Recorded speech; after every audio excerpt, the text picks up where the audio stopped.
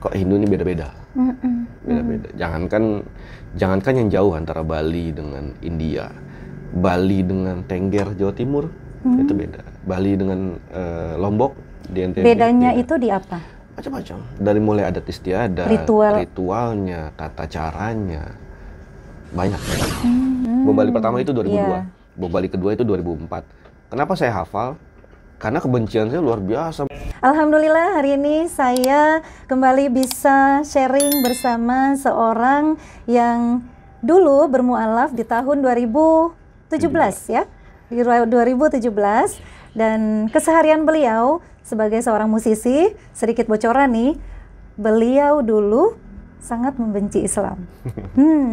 Kok bisa orang yang sangat membenci Islam sekarang sangat menikmati keseharian sebagai seorang muslim, bahkan sibuk berdakwah. Nah, cerita selengkapnya mari kita sapa Bang Dewa Putu Adi. Bener nggak tuh? Bener banget. Masya Allah. Tak salah. Assalamualaikum Bang. Assalamualaikum warahmatullahi. Masya Allah. Apa kabar Bang? Sehat ya? Sehat. Kegiatan? Kantong aja nggak sehat. Biasa, jadi masa pandemi kayak gini ya kita harus pandai-pandai. Ya, rezeki dari Allah, insya Allah. Insya Allah. Ini kayaknya tim semua juga punya masalah yang sama. Kantongnya yang karena memang hidup itu harus ada masalah. Dulu waktu zaman sahabat itu, para sahabat tidak pernah curhat kepada Nabi kalau punya masalah. Ya Nabi Allah, istriku cerewet. Ya Nabi Allah, anakku nakal. Rezekiku seret. Nggak pernah. Tapi sahabat itu selalu curhat kepada Nabi kalau tidak ada ujian. Masya Allah. Ya Nabi Allah, kenapa nggak ada ujian? Istriku nggak diajarin pinter, baik. Anak-anakku nggak dikasih tahu dia soleha. Aku nggak kasih sakit. Rezeki aku kok diam datang semua. Nggak ada cobaannya. Baru ngeluh kepada Nabi karena mereka tahu hanya orang-orang beriman aja yang diuji sama Allah. Jadi luar biasa. Kalau kita masih punya ujian, kita punya masalah, masih harus bersyukur. Bersyukur itu level yang terbaik. Kalau bersabar itu level biasa. Jadi punya masalah, sabar ya biasa.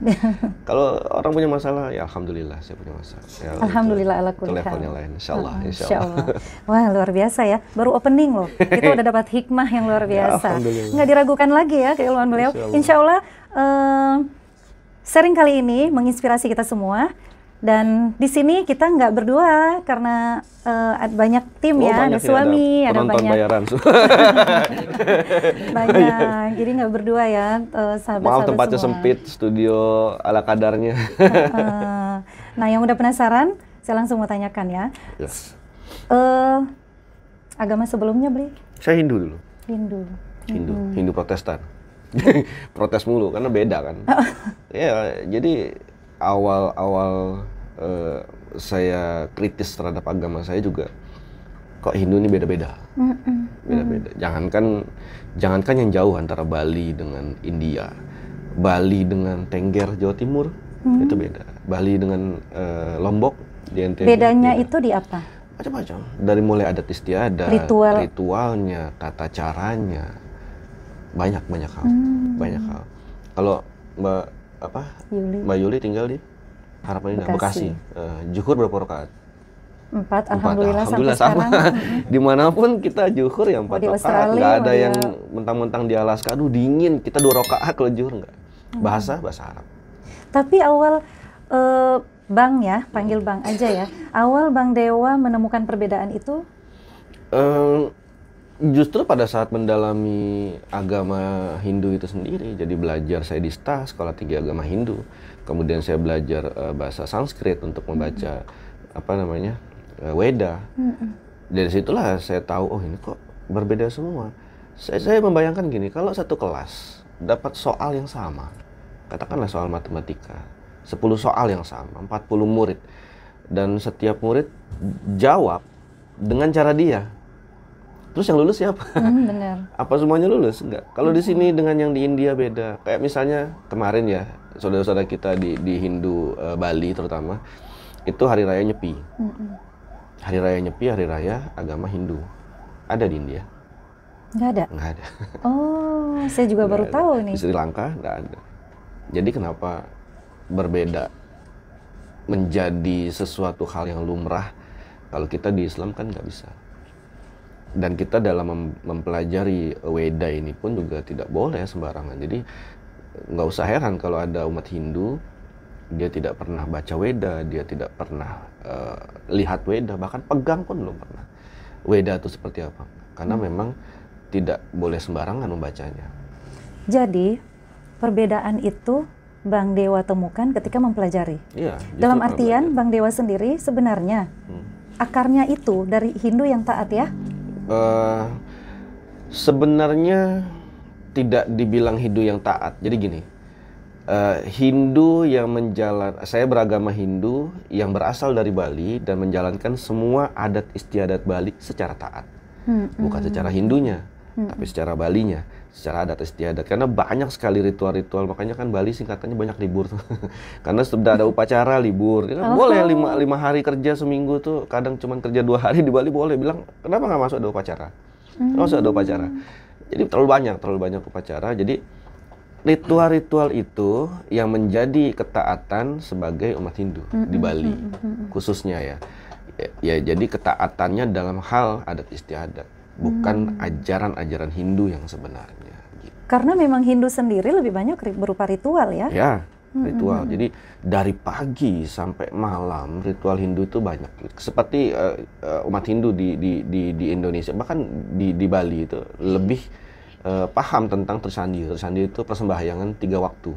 Dari jam 6 pagi, jam 12 siang, dan jam 6 sore. Tapi selebihnya itu semua adat istiadat. Seperti ngejot, kalau pagi ngejot itu kayak apa ya? Sajen, Banten ya. Biar lebih gampang aja nyebutnya. Itu di depan rumah. Jadi di orang Bali itu setiap mereka masak, semua yang makan pertama itu betara. Apa? Betara itu gaib. Gaib, leluhur, butekala, semua pokoknya yang gaib-gaib itu dipersembahkan dulu untuk dewa, untuk dewi dan segala macam itu. Jadi nggak boleh masak nasi baru matang itu terus kita makan. Jadi awal itu dipersembahkan untuk yang roh-roh itu dulu. Iya, harus gejot dulu, terutama leluhur ya segala macam. Kopi dihidangkan, kopi panas segala macam. Itu ritualnya banyak sekali. Dan itu yang keluarga saya taat. Jadi tapi dari keluarga yang taat juga ya? Taat adat istiadat Hindu Bali, itu aja. Hindu Bali, jadi nggak bisa dipisahkan Hindu Bali. Karena beda dengan Hindu India, Hindu Sri Lanka, Hindu Nepal, itu beda. Nah, lepas dari tradisi Bali ya, tradisi agama Hindu lah. Yang saya dengar itu Bang Dewa dulu benci banget dengan Islam. Kalau boleh ceritakan, Bang? Ya jelas benci, karena kan yang saya terima informasi. Jadi gini, waktu saya kecil itu, selama saya di Bali sampai pindah ke Jakarta itu belum pernah ada Islamophobia dulu SD SMP. Ya, kayaknya SMA. Tenang aja gitu ya. Selepas saya SMA sekitar 2001-2002 akhirnya mulai berkembang dengan terjadi bom Bali. Bom Bali pertama itu 2002. Bom Bali kedua itu 2004. Kenapa saya hafal? Karena kebencian saya luar biasa. Media itu meliput, bahkan maaf ya, di sekitaran Kute, di Ground Zero, kalau ada yang pakai baju gamis, kopiah kayak begini, itu mereka kejar, mereka tangkap. Saking takutnya, saking Islamofobianya itu berkembang dari media. Ya jelas saja, karena saya tidak. Hindu ini, apalagi saya dulu, terutama saya dan keluarga itu tidak terlalu peduli dengan agama lain. Pokoknya jalankan adat istiadat sebagai seorang Hindu Bali yang taat, ya itu saja dikerjakan. Tapi begitu tahu tentang agama Islam justru dari media dan kejadian bom Bali. Siapa yang nggak benci? Itu Bali luluh lantah. Korbannya banyak, perekonomiannya luar biasa. Anjlok ya. Dan di media itu liputannya luar biasa sekali tentang Islam. Tapi ada satu lupa. Kejadian bom Bali pertama. Orang yang pertama kali, bahkan pernah diundang di Kick Andy kalau nggak salah, di Kick Andy atau di Metro TV saya lupa. Itu seorang haji. Itu saat semua orang buyar lari ketakutan, Pak Haji ini justru yang masuk sendiri. Menyelamatkan korban yang masih hidup, yang luka-luka. Itu nggak ada yang bahas. Nggak ada yang bahas. Padahal di dekat situ, di dekat tempat kejadian bom itu, di Ground Zero yang kita kenal sekarang Ground Zero itu, ada sekitar 200-300 meter itu masjid. Jadi di Bali itu sebenarnya tidak ada masalah tentang perbedaan akidah Islam dengan Hindu di masyarakat Bali, nggak ada. Bahkan saya sering diceritakan kalau di Bali itu ada istilah namanya nyameslam. Nyameslam itu, nyame itu saudara. Islam itu Islam, saudara Islam. Bahkan kampung-kampung Islam di Bali kan banyak, ada kampung Bugis, kampung Madura, kampung Banyuwangi, kampung Jawa Timur, banyak sekali di Bali. Dan mereka itu hidup berdampingan dengan umat Hindu tanpa ada masalah. Nggak ada masalah. Bahkan kalau bulan Ramadan, umat Islam ada beberapa wilayah, nggak semua, ada beberapa wilayah umat Islamnya dilarang masak. Yang masak saudaranya yang beragama Hindu, dia siapkan sahurnya, dia siapkan berbuka puasanya. Jadi mereka kadang-kadang punya 2 set alat masak. Ya, mereka dipisah masih, ya. mereka masih apa namanya, masak babi apa segala macam, itu tidak dipakai kalau dia masak untuk saudara-saudaranya yang Muslim. Sebegitu tinggi toleransinya luar biasa, ya. Di Bali itu luar biasa. Dan itu hancur sejak ada bom Bali. Ya. Media. Jadi media ini yang luar biasa ya. Makanya kita manfaatkan media untuk sampaikannya benar sekarang. Bukan malah membuat kisruh dan memecah belah umat, insya Allah. Insya Allah.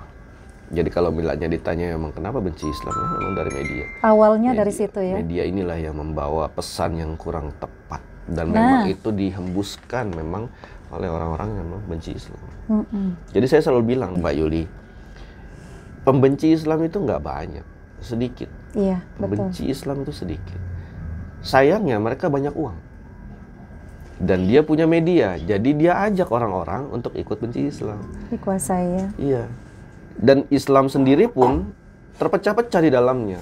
Banyak yang berpikir begini, begitu. Akhirnya apa, lihat, wah Islam nggak bener, semua umatnya udah teroris lah. Apalagi kalau punya jenggot, celana cingkrang. Oh, udah. Saya ke mall bawa ransel gitu ya, saya teriak aja di tengah lobi gitu, Allahu Akbar, saya yakin bubar semua. Pasti. Pun yang Islam, jangankan yang non Muslim, yang Islam pun akan lari. Iya. Karena itulah kekuatan media itu. Ya, mau gimana lagi, tapi ya kita sampaikan bahwa Islam ini tidak seperti yang mereka bayangkan. Betul. Insya Allah. Jadi kita imbangi ya dengan menayangkan hal-hal yang positif tentang Islam. Itulah yang saya kerjakan sebagai mantan mu'alaf. Karena buat saya mu'alaf hanya 1 hari, setelahnya dia menjadi seorang Muslim. Saya sudah 4 tahun lebih, berarti saya seorang Muslim karena bukan mu'alaf lagi. Dan memang pada dasarnya kita semua terlahir sebagai Muslim. Orang tua kita lah yang menjadikan kita Nasrani, Majusi, seperti itu. Dari sebegitu bencinya, dan sekarang kita lihat penampilan bahkan udah sunnah banget nih kalau lihat ya. Itu di titik mana sampai Bang Dewa mulai jatuh cinta dengan Islam? Itu pasti butuh proses yang panjang kan, nggak mungkin dari benci tiba-tiba jadi cinta. 5 tahun lebih. 5 tahun lebih. 5 tahun lebih. Ya, belajar Islam 5 tahun. Makanya saya bersyukur selama belajar Islam di 5 tahun itu Allah nggak cabut nyawa saya. Kalau cabut kan kafir. Iya, Insya Allah. Ya alhamdulillah. Jadi ya sejak dahulu zaman sahabat yang paling benci Nabi siapa? Umar bin Khattab. Sebegitu bencinya. Sekarang beliau meninggal persis ada sebelah Nabi. Masya Allah. Begitu dahsyatnya cahaya Islam, cahaya Allah ini, nggak ada apa-apanya sana pembenci. Bahkan saya pernah ngobrol dengan salah satu guru saya, Ustadz Felix Xiao. Walaupun saya tahu dia nggak mau dipanggil guru, tapi saya bilang bro segala macam. Tapi saya bilang sama Ustadz Felix, dari semua saudara yang betul-betul tidak terima dia Islam, itu kakaknya. Yang lainnya itu so-so aja, biasa-biasa aja yang lainnya. Bahkan banyak yang nerima aja. Oh ya, saudara saya, adik saya, ponakan saya, sepupu saya sudah Islam, Felix Xiao. Tapi ada satu yang benci sekali. Kakaknya. Dan siapa yang bersyahadat paling pertama di antara keluarga Felix Xiao? Kakaknya yang paling benci. Jadi, Masya Allah. Apa ya? Sampai sebegitu dulu, mudah Allah membolak-balikan hati ya. Mudah. Allah itu apa sih yang nggak bisa bagi Allah itu? Dan saya selalu bilang, setiap Allah mau menunjukkan kebesarannya, selalu gunakan hal yang kecil. Itu bahasa, dicatat tuh bahasa saya. Setiap Allah mau menunjukkan kebesarannya, dia selalu gunakan hal yang kecil. Simple ya. Contoh, Namrud, raja yang berkuasa gitu, luar biasa. Meninggal hanya dengan nyamuk saja. Nggak perlu sampai gunung Uhud atau gajah sebesar bukit. Saat Rasulullah SAW bersama sahabat Abu Bakar radhiyallahu anhu dikejar kaum Quraisy, kemudian bersembunyi di Gua Sur. Apa Allah menurunkan pasukan malaikat? Tidak. Sarang laba-laba kecil kali. kecil sekali. Insya Allah. Nah, perjalanan Bang Dewa sendiri untuk mendapatkan hidayah itu? Ini pertanyaan yang bagus sebetulnya. Orang selalu, kita setiap hari kan minta hidayah. Betul. Selalu minta hidayah. Setiap sholat kalau bisa minta hidayah. Dan luar biasa, Allah kirimkan hidayah setiap saat.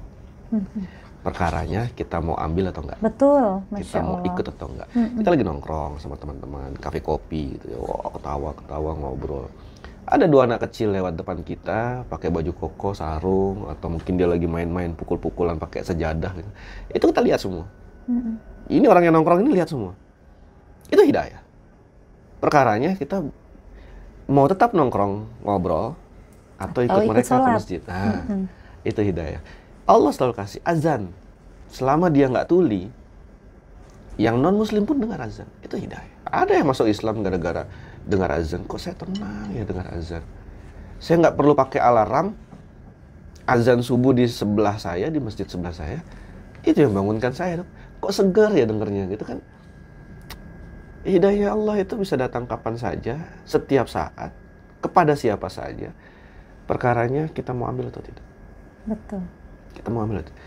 Saya pernah dengar salah satu syaratnya, bahkan salah satu tugas dari Rasulullah SAW, kenapa Allah mencabut nyawanya dan beliau meninggal.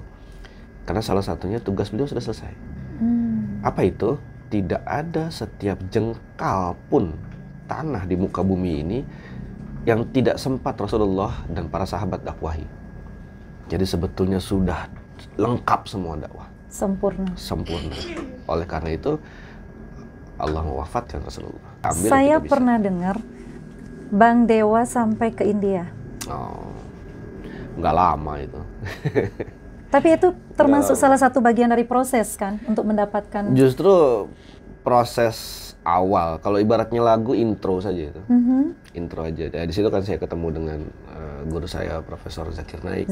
Walaupun sulit ya waktu itu kan di Peace Foundation kan selalu ramai. Tapi tujuan awal ke India tuh sebenarnya memang pendalaman agama Hindu. Lama Bang di India? Setahun lebih dikit. Wow, lumayan. Setahun lebih dikit. Enggak lama kok.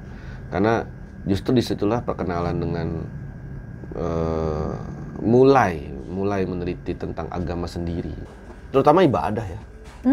Ibadah. Karena kan biasa di Bali ini kan kita tersandil 3 waktu, jam 6 pagi, jam 12 siang, jam 6 sore.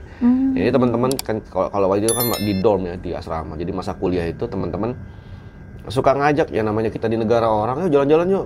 Jalan-jalan. Walaupun nggak ada bedanya kayak di Jakarta, di sana tuh kayak begitu ya, semrawut segala macam. Tapi ya namanya negara orang pengen jalan-jalan. Selalu ngajaknya sore. Ayo sore jalan-jalan, kita udah nggak ada kuliah. Saya bilang, entar dulu. Saya ibadah jam 6. Nah, begitu saya sembahyang dengan cara Hindu Bali, itu teman-teman yang lain nanya, kamu ngapain? Padahal ini mereka Hindu juga? Semua Hindu. Oh, semua Hindu. Saya bilang, saya ibadah, I'm pray. What kind of pray? Katanya, itu ibadah macam apa? Ya, itu Hindu. Kami semua Hindu, tapi nggak pernah ibadah kayak kamu. Wow. Jadi lucu di Bali tuh, kita kenal namanya ada sembah puyung, ada pakai kuangin, pakai bunga, pakai wija, tirta, dan sebagainya. Itu mereka bingung semua. Saya bilang, orang Hindu bingung lihat orang Hindu semua sesama Hindu. Ya itulah awalnya saja. Habis itu ya kepingin cari tahu. Karena ya itu saya berpikirnya agama kan banyak di dunia ini. Saya nggak berpikir soal Islam Kristen ini. Nggak, intinya semua agama banyak. Yang mana yang benar? Apakah Hindu yang diajarkan dari orang tua saya ke saya atau justru yang lain? Nah itu aja, dari penasaran itu aja saya coba cari. Oh itu nggak sebentar, lama itu. Makanya banyak sih yang bilang gitu, Bang Dewa, kok pemahamannya, ya maaf ya mereka bilang kok ilmunya banyak ya, karena banyak belajar aja. Dan guru-guru saya yang hebat, bukan saya. Guru-guru saya hebat karena guru-guru saya itu selalu menyampaikan, selalu wanti-wanti ke saya berdakwah itu hanya boleh bawa 2. Pertama, yang sudah saya pahami, benar-benar paham. Jadi kalau misalnya, Bang Dewa nanya hukum waris dong, saya belum paham, saya nggak akan nyampein ini. Itu yang pertama, saya sudah pahami, betul-betul paham. Kedua, saya sudah lakukan. Contoh misalnya, saya nasihati orang jangan minum minuman keras gitu, jangan minum khamar. Ya karena saya tidak lakukan. Jadi saya berani sampaikan. Kalau misalnya saya masih, andaikan ya, saya masih suka bohong gitu, tapi saya bilang, kamu nggak boleh bohong, kan aneh. Jadi dua itu aja yang selalu dipesankan ke saya.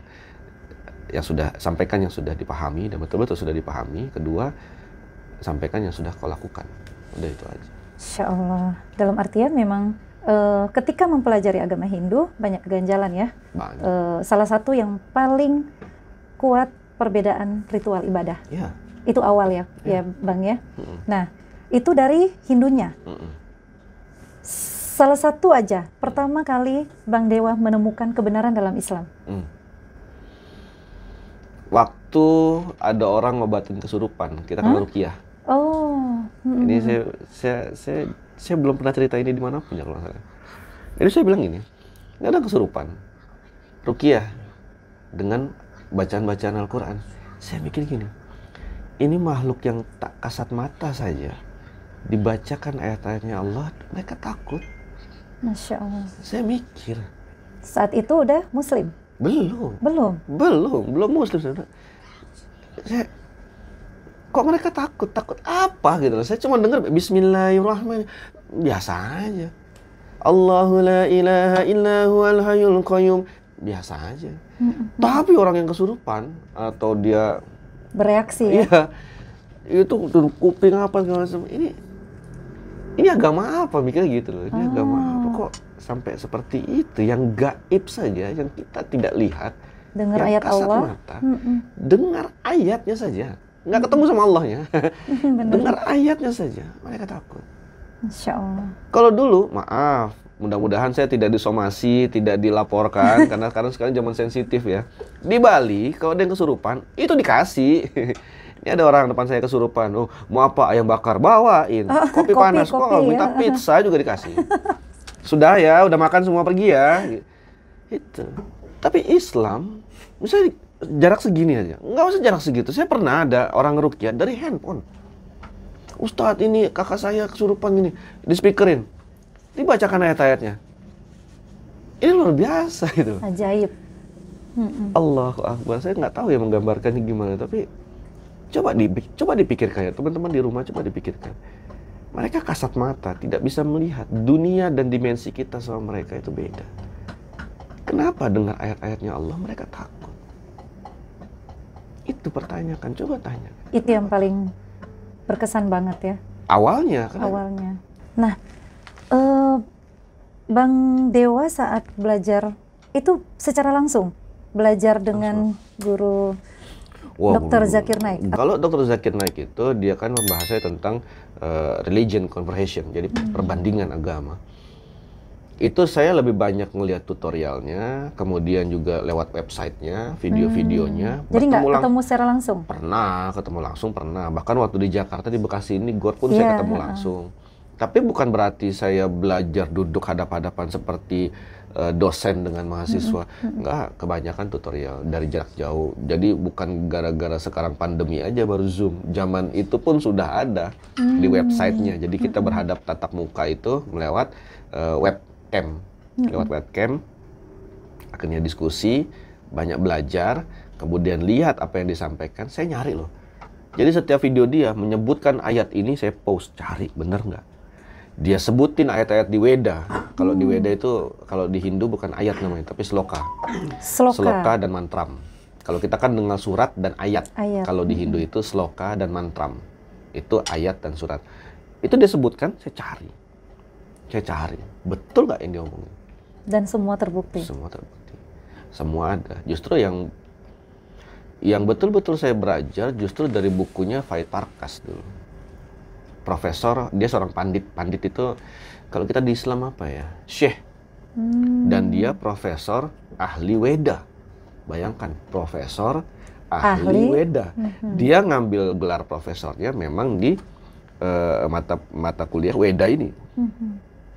Justru bukunya menyampaikan, Hindu must be Muslim. Orang Hindu harus Islam. Itu bukunya, Faid Parkas. Sampai akhir hayatnya saya nggak tahu ya kisahnya beliau masuk Islam atau Nah, itu. nggak tahu. Tapi bukunya sebagian besar sampai dipinjamkan banyak orang. Sampai sekarang saya nggak tahu buku itu dari mana. Dan itu susah sekali nyari buku itu sekarang. Saya belum ketemu lagi ya buku Faid Parkas yang cetakan 64 ya, tahun 64. Karena ada yang bahasa Inggris di tahun 1960, ada yang di 1964 itu yang ada bahasa Melayunya. Dari buku-buku Faid Parkas yang saya baca tentang Kalkiawatara. Jadi umat Hindu di dunia ini menunggu Kalkiawatara. Jadi menurut kitab Purana, Kalkiawatara itu datang di zaman Kali Yuga. Zaman Kali Yuga itu zaman banyaknya perperangan dan bencana alam. Menurut ajaran Hindu, zaman Kali Yuga itu belum. Tapi dari ciri-ciri yang disampaikan di Weda, sebenarnya sudah. Jadi Kalkiawatara itu kita bisa artikan sebagai manifestasinya Tuhan turun ke dunia. Dan itu kalau diterjemahkan, kita punya translate Google itu, Kalkiawatara itu artinya utusan terakhir atau Nabi Muhammad. Manifestasi terakhir Manifestasi. dari banyaknya kalki yang sudah turun ke dunia ini, yang dalam Weda yang terakhir itu adalah Kalkiawatara. Kalkiawatara itu punya nama kecil, namanya Narasangsa. Narasangsa itu kalau kita translate lagi, kita punya Google Translate gitu ya di handphone kita, translate-nya itu artinya yang terpuji. Dan banyak sekali yang menceritakan tentang Kalkiawatara, ciri-cirinya adalah ciri-ciri Nabi Muhammad. Itu baru dari Weda. Dan agama saudara-saudara kita yang terdekat di Nasrani pun juga sama. Makanya itu yang menjadi kemarin sedikit permasalahan. Mereka bilang saya menyampaikan berita bohong bahwa tentang Islam, tentang Rasulullah SAW, Nabi Muhammad, itu ada di semua agama. Ada di semua agama dan ada di semua kitab sucinya. Dan itu bisa dibuktikan. Ya mungkin mereka tersinggung saja dan tidak terima. Menolak kebenaran itu ya. Sampai akhirnya melaporkan lah. Tapi ya saya nggak masalah selama apa yang saya ucapkan benar.